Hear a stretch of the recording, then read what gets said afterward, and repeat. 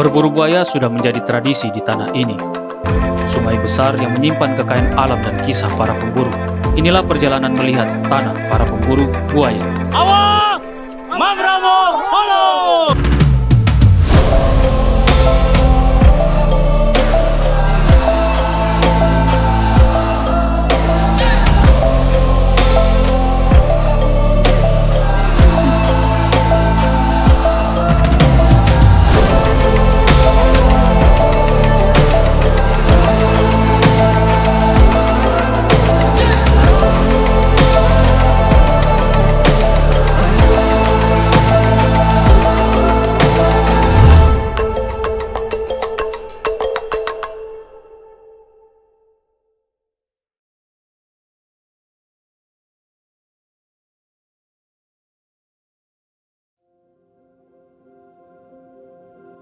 Yo, berjumpa lagi dengan kitong Awa.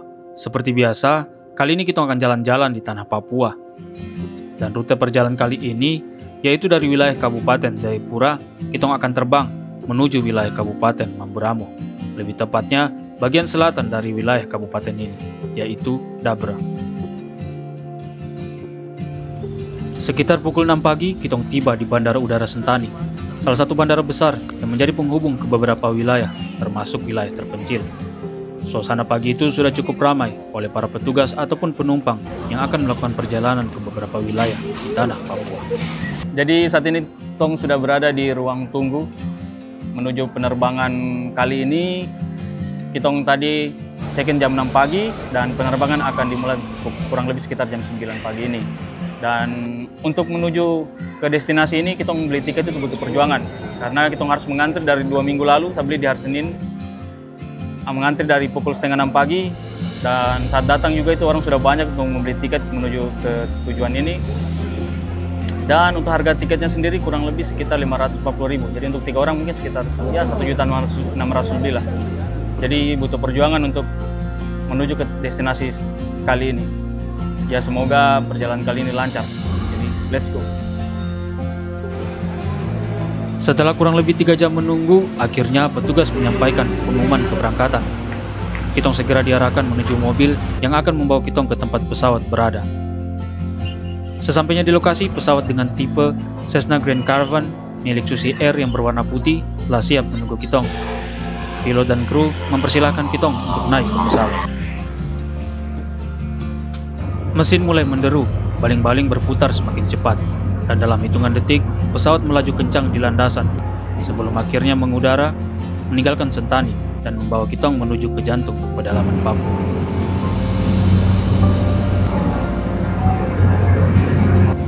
Dari jendela sempit pesawat, panorama alam Papua yang luar biasa tersaji di bawah sana. Sesekali pesawat bergetar ringan saat melewati kumpulan awan putih. Pesawat terbang di atas sungai-sungai, urat nadi kehidupan di pedalaman Papua. Airnya yang coklat berkilau diterpa matahari, mengalir meliuk-liuk melewati hutan lebat yang seolah tak tersentuh peradaban. Setelah hampir 1 jam mengudara, sebuah kampung mulai terlihat dari kejauhan, perkampungan kecil di kaki pegunungan. Pesawat perlahan menurunkan ketinggian, lalu berputar sekali di atas kampung, seolah memberi salam sebelum akhirnya bersiap untuk mendarat.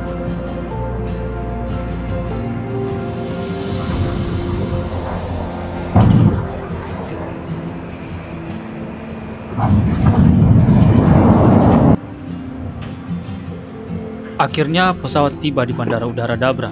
Kitong segera turun dan langsung menuju ke tempat pengambilan bagasi. Pesawat yang Kitong gunakan akan kembali ke Sentani dan masyarakat yang sudah menunggu segera naik pesawat untuk keluar dari Dabra. Sebelum memulai perjalanan, mari kita mengenal sungai terpanjang di Papua, yaitu Sungai Mamberamo, memiliki panjang kurang lebih sekitar 670 km. Sungai ini bermuara di wilayah Teba, lalu melintas melewati Kasunaweja, ibu kota Kabupaten Mamberamo Raya. Sungai Mamberamo membentang dari wilayah kaki pegunungan Papua. Memasuki wilayah Mamberamo Hulu, sungai semakin berkelok. Dari sana sungai ini terus mengalir dari arah timur Pulau Papua, membentang di sebelah utara wilayah pegunungan Jayawijaya. Sebagai sungai terbesar dan terpanjang di Papua, Sungai Mamberamo bukan sekedar jalur air, tetapi juga urat nadi kehidupan bagi beragam flora dan fauna di sepanjang sungai, serta masyarakat adat salah satunya masyarakat yang ada di wilayah Mamberamo Hulu. Mamberamo Hulu merupakan salah satu distrik di wilayah Kabupaten Mamberamo Raya, dengan ibu kota distrik yaitu Dabra. Dabra menjadi gerbang pedalaman Mamberamo Hulu karena memiliki bandara udara, menjadi penghubung utama dengan akses tercepat antara daerah ini dengan kota-kota besar seperti Jayapura. Dabra menjadi pusat pemerintahan dan aktivitas utama di distrik ini. Dabra menjadi pintu gerbang bagi masyarakat yang ingin menjangkau daerah-daerah terpencil di sekitarnya. Masyarakat di wilayah ini sangat tergantung kepada Sungai Mamberamo, menjadikan sungai ini sebagai sumber kehidupan. Pagi itu udara segar menyelimuti kampung dan suara lonceng gereja berdentang menandai dimulainya ibadah.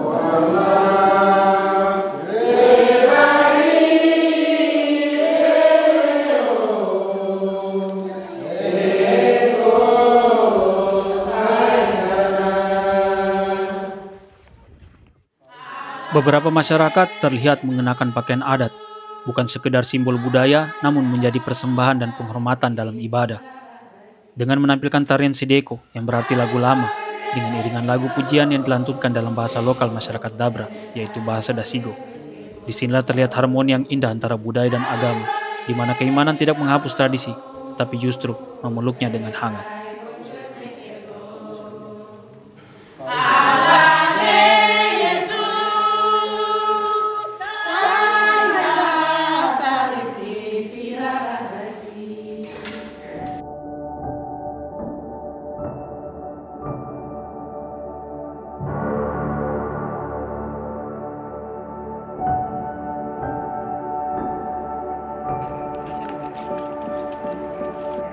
Siang itu di bawah panas terik sinar matahari, Kitong sudah bersiap untuk melakukan petualangan. Berjalan di sekitaran kampung, menuju ke arah pinggiran sungai, untuk menunggu speedboat yang akan mengantar Kitong dalam perjalanan kali ini.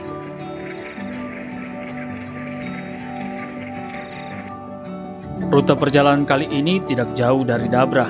Kitong akan menuju ke suatu sungai, yaitu Sungai Dorman, di mana di tempat ini Kitong bisa menangkap ikan. Sebelum Kitong menaiki speedboat, perhatian tertuju kepada aktivitas di sekitar. Terlihat beberapa mama-mama berjalan sambil membawa barang dagangan, yaitu daging buaya segar, yang siap untuk dijual kepada warga sekitar.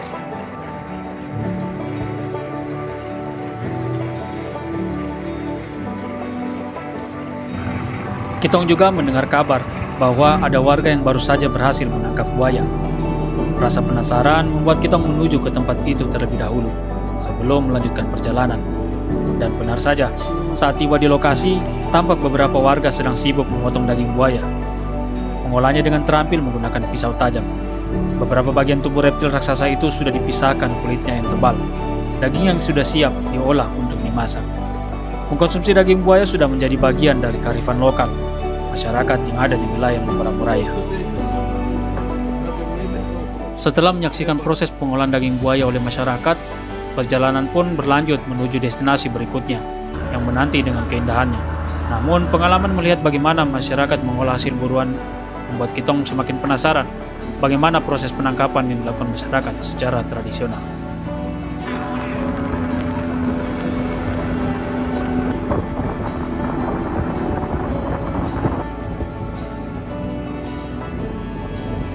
Akhirnya Kitong sampai ke tempat tujuan, ditandai dengan adanya perubahan warna sungai yang sebelumnya kabur berubah menjadi berwarna kehijauan. Tidak jauh dari muara sungai, Kitong melihat ada warga yang sedang mencari ikan dengan menggunakan jaring. Biasanya hasil tangkapan ikan seperti ini akan digunakan masyarakat, baik untuk dikonsumsi sendiri maupun dijual di pasar, dengan nilai berkisar sekitar 10.000 per ekor.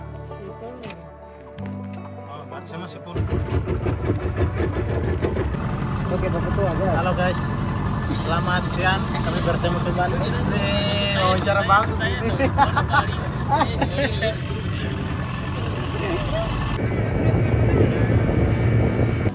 Dan Kitong pun terus melanjutkan perjalanan. Seperti inilah keindahan Sungai Dorman.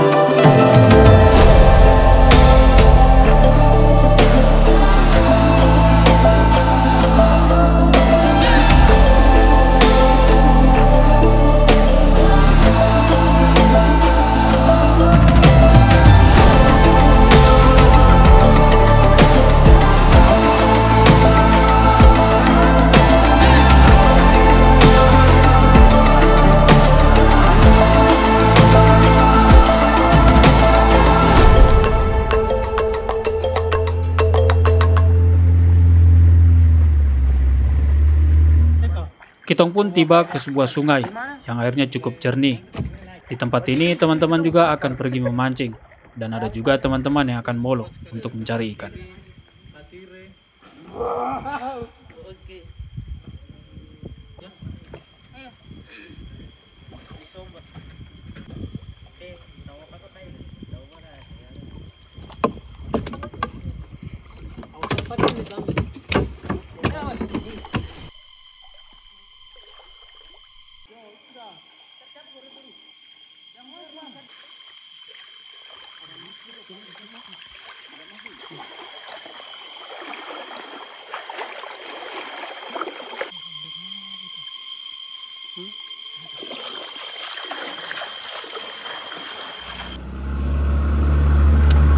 Setelah mendapatkan beberapa ekor ikan, kita melanjutkan perjalanan melihat keindahan tempat ini.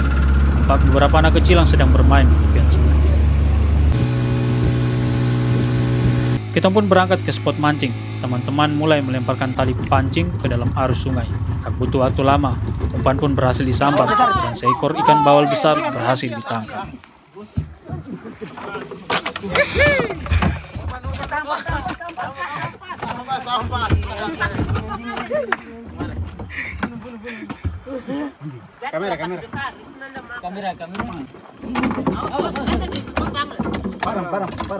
Menangkap ikan bawal berukuran besar seperti ini sudah menjadi hal biasa bagi masyarakat di sini.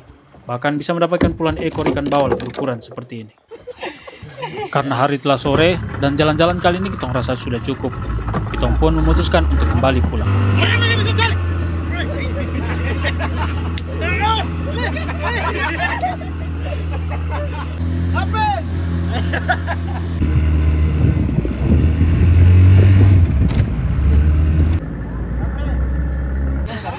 Sebelum tiba di muara, kita melihat ada masyarakat yang sedang menangkap ikan.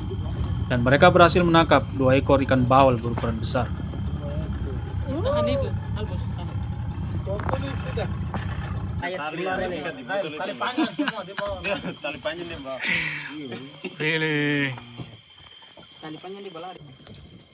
Tidak hanya ikan bawal ataupun mujair, di tempat ini juga biasa masyarakat menangkap ikan sembilang.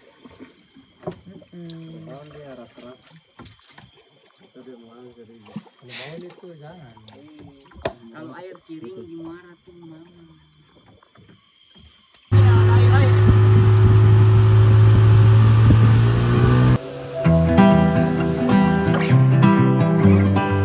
Sore itu, perjalanan menyusuri sungai Memberamo dengan speedboat menjadi pengalaman yang tak terlupakan. Tampak hamparan sungai Memberamo, sungai terpanjang di Papua, membentang jauh seakan tak berujung. Permukaannya tenang, namun dalam, memantulkan langit yang mulai meredup. Sungai ini adalah urat nadi pulau, menyatu dengan kehidupan dan budaya masyarakat yang tinggal di sekitarnya. Disinilah terasa bahwa Papua bukan sekedar hamparan tanah yang jauh dan asing, tetapi sebuah dunia yang kaya, yang berdetak dengan irama alam. Perjalanan sore ini bukan hanya melintasi sungai, tetapi juga menyusuri jiwa sebuah tanah yang penuh makna. Tidak pernah terbayangkan sebelumnya bisa berada di tempat seperti ini. Jauh di pedalaman Papua dan menyaksikan langsung keindahan sejati tanah ini. Sebuah tanah yang begitu luas, membentang sejauh mata memandang. Namun, luasnya bukan berarti tanah ini tanah kosong. Di balik hutan-hutan, lembah-lembah, serta sungai-sungai, ada kehidupan masyarakat adat yang tinggal, tumbuh, dan menjaga warisan leluhur mereka dengan penuh kearifan.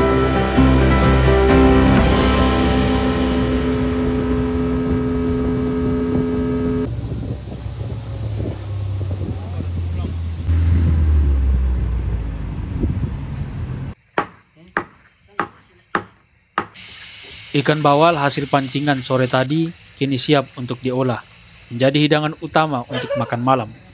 Ukurannya yang besar dan dagingnya yang tebal tentu menjanjikan rasa lezat yang menggoda.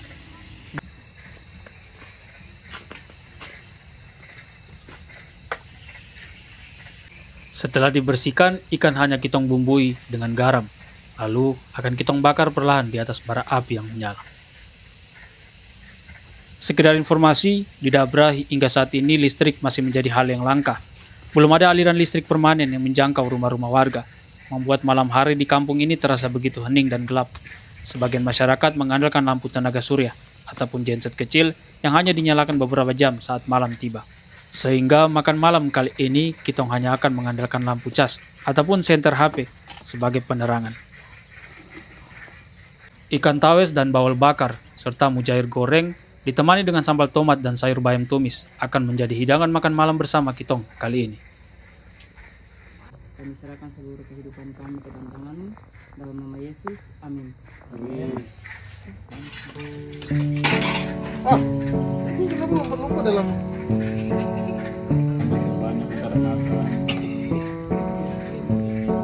ya? Itu hak saya. Tidak begitu. Halo. Saya tetap makan tawes. Ikan tawes tidak lari. Bakar.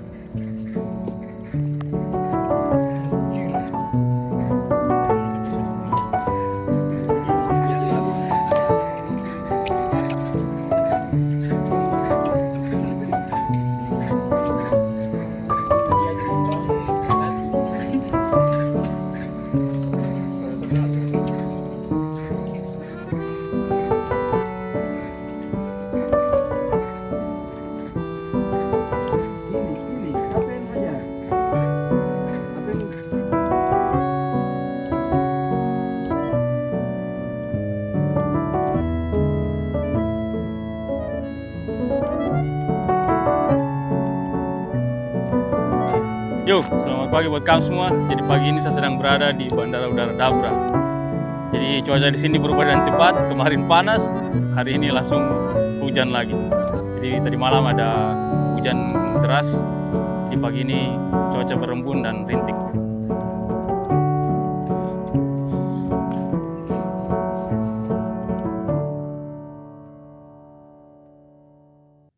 Perjalanan selanjutnya akan kita mulai dari Dabra, menyusuri aliran sungai Mambramo, menuju sebuah telaga tenang yang terletak tak jauh dari muara Kampung Baso, dengan jarak kurang lebih sekitar 36 km.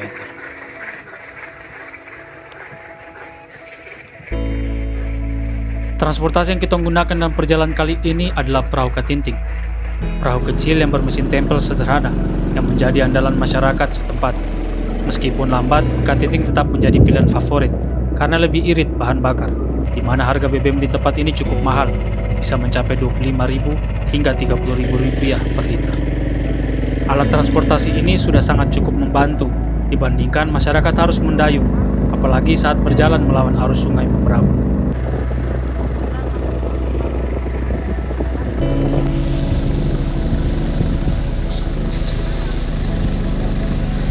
Dengan suara mesin yang menderu pelan, perahu melaju membelah sungai, melewati hutan lebat, dan di sepanjang tepian pepohonan menjulang tinggi, dan langit terbuka lebar memancarkan panas terik sinar matahari. Ada harapan besar dalam perjalanan kali ini, bisa melihat buaya liar yang biasanya berbaring santai di atas pasir pinggiran sungai. Namun, karena saat ini air sungai Mambramo sedang naik, pasir-pasir itu kini tenggelam, membuat buaya-buaya lebih sulit terlihat. Mereka mungkin bersembunyi di balik semak, atau diam di bawah air. Kita mulai memasuki area telaga, dan dari kejauhan tampak banyak kayu terapung memenuhi permukaan air di depan perahu.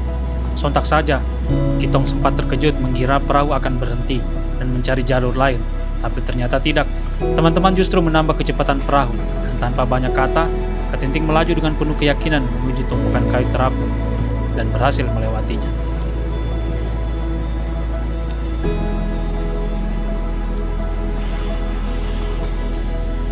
Dan akhirnya kurang lebih sekitar 3 jam mengarungi sungai Mambramo, akhirnya Kitong sampai ke tempat tujuan.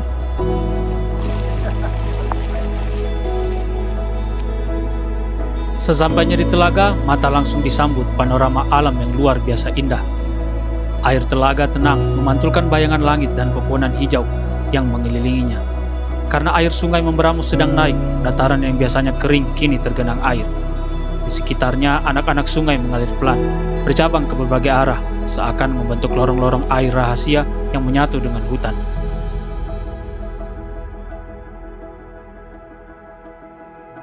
Dan ternyata ketika tiba di tempat ini, Kitong tidak sendiri.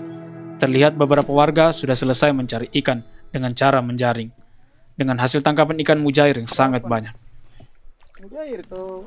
Mencari hasil alam di wilayah ini tidak bisa dilakukan sembarangan. Ada aturan tak tertulis yang dipegang kuat oleh masyarakat setempat.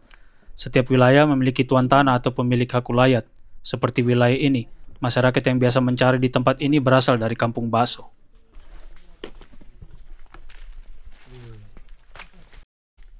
Yo, jadi tong sudah sampai di tempat tujuan, dan karena di sini banyak nyamuk, kita harus pakai autan. Ini tidak disponsori ya, kita harus mencegah daripada kena malaria. Tenda pun mulai kita pasang, karena malam ini kita akan menginap di tempat ini. Masyarakat tadi yang sudah selesai menangkap ikan akan meninggalkan tempat ini dan kembali ke Dabra. Dan kitong diberikan beberapa ekor ikan mujair yang akan menjadi menu makanan kitong sore ini sebelum mencari ikan.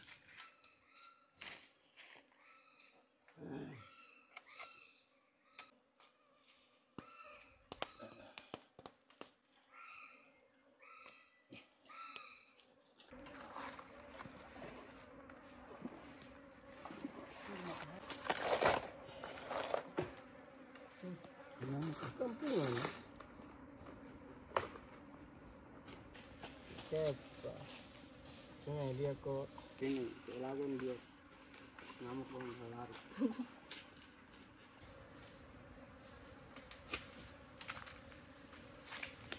Setelah selesai makan dan beristirahat sebentar, teman-teman mulai kembali ke telaga untuk pergi memasang jaring. Ikan yang ditangkap kali ini bukan untuk konsumsi pribadi, melainkan akan dijual di pasar, dan hasilnya akan digunakan untuk keperluan gereja.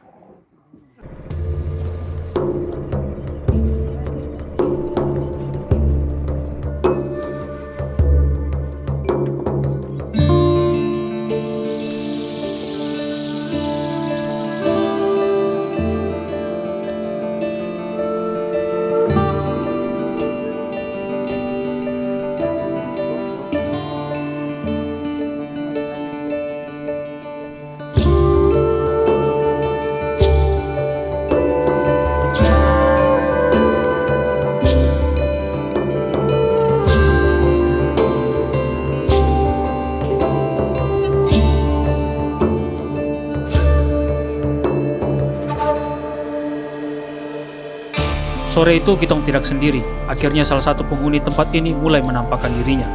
Beberapa ekor buaya terlihat di permukaan telaga, seakan siap untuk mencari mangsanya.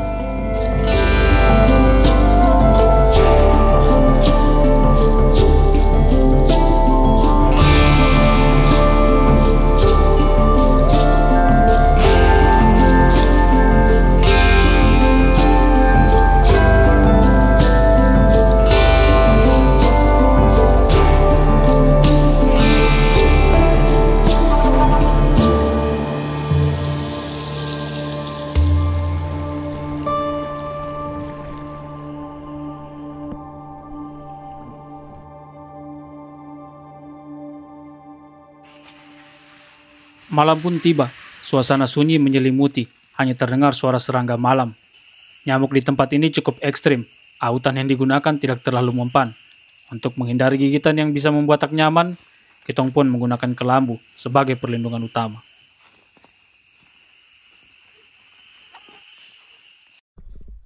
Teman-teman mulai memeriksa jaring yang telah dipasang sejak sore tadi, menyusuri tepian telaga dengan lampu penerang yang terpasang di kepala, dan perahu yang melaju perlahan. Di tengah gelap dan sunyi, mereka bekerja dengan tenang, tanpa rasa takut keberadaan buaya di sekitar karena sudah menjadi hal yang biasa bagi mereka.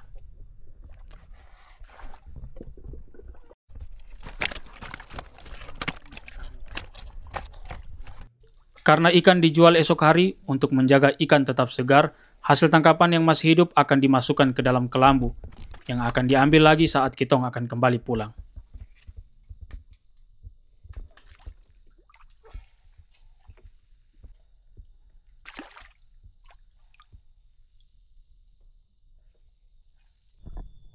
Selain ikan tawes dan mujair, ada juga ikan sembilang yang terperangkap di jaring. Namun karena teman-teman tidak mengkonsumsi ikan jenis ini, maka ikan ini akan dilepaskan kembali ke dalam telaga.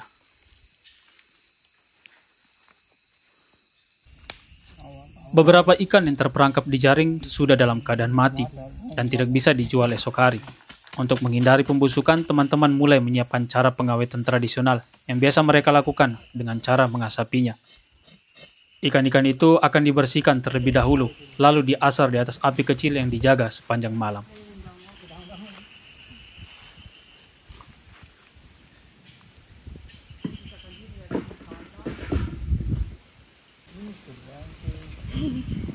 Di belakang situ nih. Masuk. Dia bilang di kan ini tuh, keluarga semua ada di situ tuh. Dia pom ada dari Papa Sena, ada dari Baku, ada dari Mama ada, Mama ada.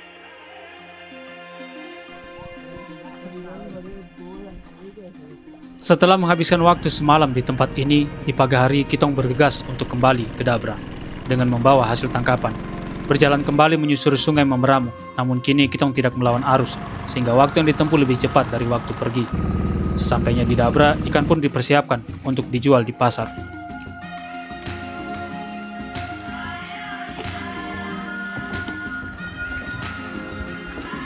Karena hanya bisa melihat buaya dari kejauhan, rasa penasaran pun semakin besar.